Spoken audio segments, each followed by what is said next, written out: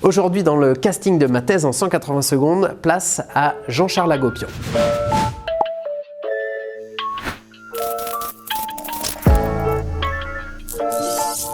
Son domaine d'expertise, c'est les matériaux composites. Son arme secrète, c'est le fluor. Alors non, pas le dentifrice.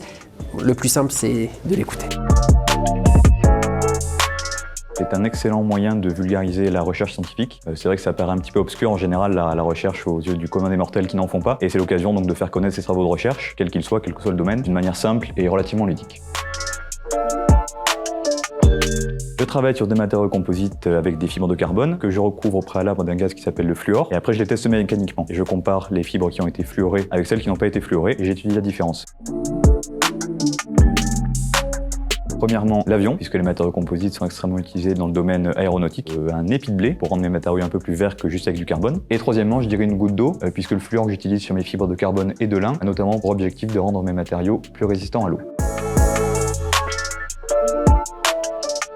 Je dirais que c'est un terrain qui est hyper expérimental, donc on passe la journée dans le laboratoire, on manipule, on caractérise, on mesure, on fait plein de choses sans cesse. Et après, on se pose au bureau et on analyse. Quand ça marche pas, c'est pas grave, on recommence une expérience, c'est super ludique. C'est Galilée, puisque quand il a dû défendre sa thèse de l'héliocentrisme de Nicolas Copernic, il est allé la défendre face à l'Inquisition qui l'accusait donc de mensonges, de blasphème, etc. Et sûr de ses convictions, il n'a pas tremblé et il a été condamné pour ça. C'est quelque chose que j'admire, d'avoir porté ses convictions jusqu'au bout et sa certitude scientifique. Je pense que c'est important de vulgariser la science pour qu'elle apparaisse compréhensible aux yeux de tous. C'est vrai que des fois, selon ce qu'on fait, le domaine dans lequel on travaille, quel qu'il soit, on peut être un petit peu obscur. Et c'est important de mettre des mots simples là-dessus, de dégrossir rapidement pour que les gens se disent « Ok, c'est pas un truc de fou, c'est un truc simple ».